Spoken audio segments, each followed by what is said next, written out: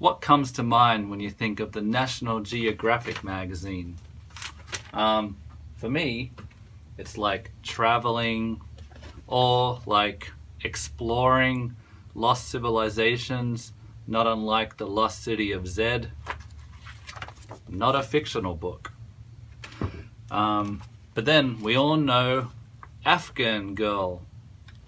Here she is with that haunting expression that rivals the Mona Lisas or Greta Thunberg's. She was on the cover, the original cover girl, if you will, on June 1985. Even I've tried to do an illustration of her. I think it's such a important historic image. But who is Afghan Girl? Obviously, someone from Afghanistan. They don't really talk about it much in here. On page 772, Along Afghan's War-Torn Frontier by Deborah Denker and photographs by Steve McCurry. Steve McCurry is the one who took this famous photograph.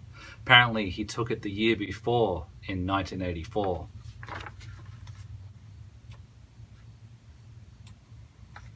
Here we have a map of Afghanistan and Pakistan. Apparently that's where Afghan Girl came from, Afghanistan. And there we have it. Love the old ads. Think, think, think, think. Thanks, Smokey the Bear. That's good advice for any situation.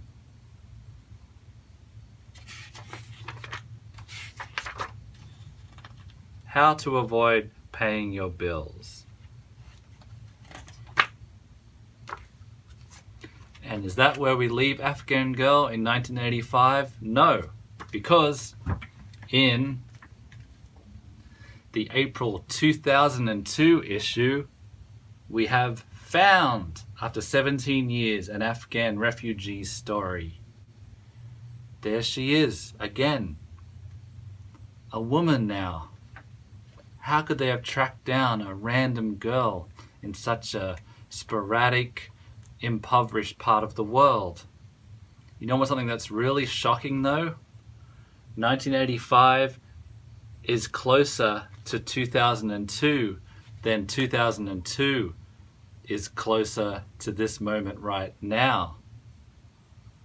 We're further away from this woman than she is from the photograph she's holding. Crazy. Look, an unearthed new picture. There she is. More humor in her face there. Kind of shy, of course.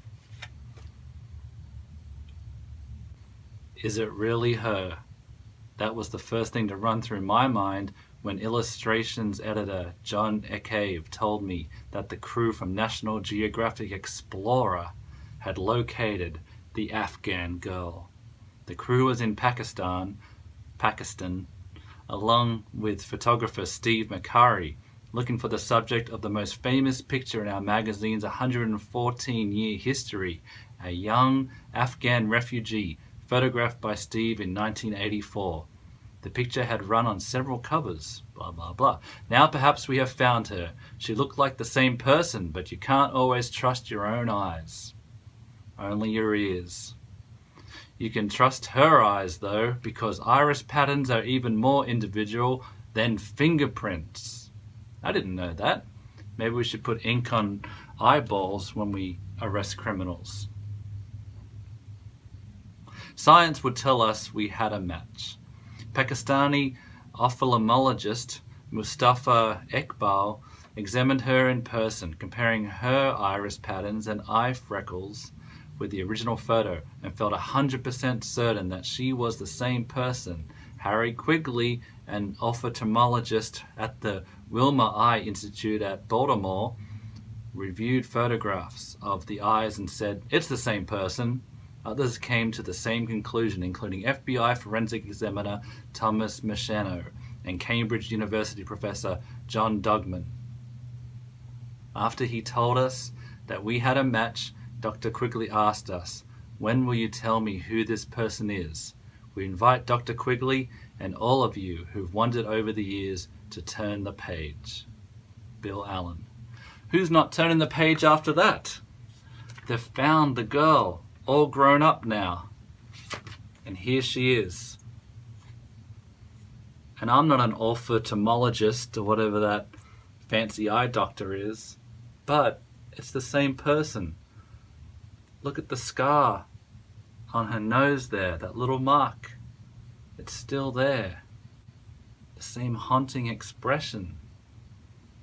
As a kid in the library, when I'd see this photo, you'd always want to compare your life to hers.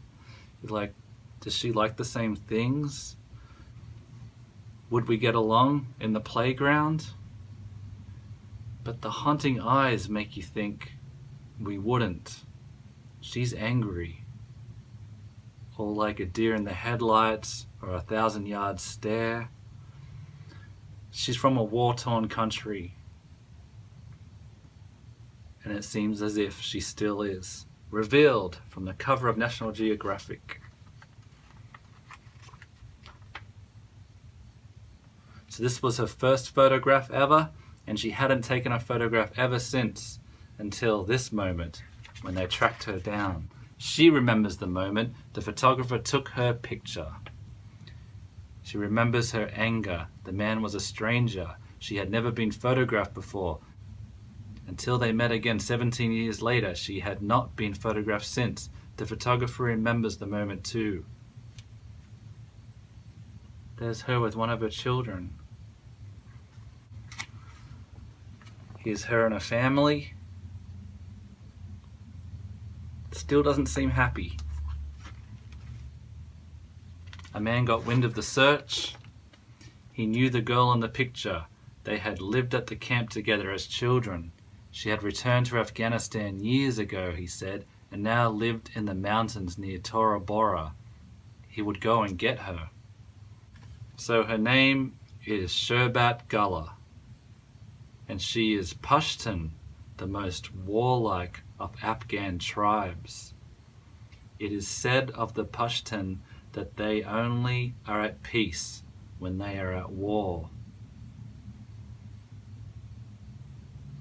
She is 28, perhaps 29 or even 30. No one, not even she, knows. Time and hardship have erased her youth. Her skin looks like leather. Is it really nice to describe a woman's appearance like this? The geometry of her jaw has softened. Her eyes still glare. That has not softened. She's had a hard life.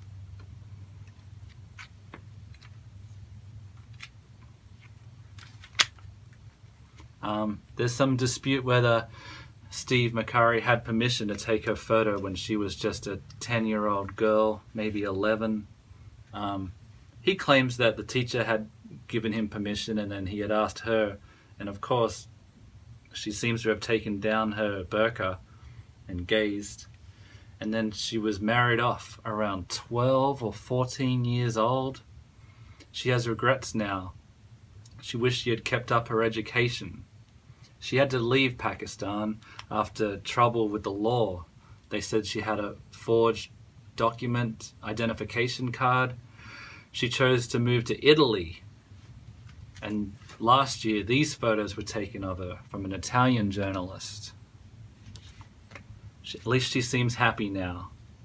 And I pray she continues peace and happiness now.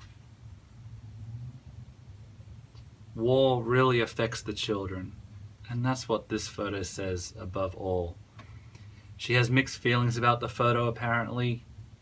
She didn't like her photo taken. She hated the attention it gave her. But she knows it inspired people to work in humanitarian aid.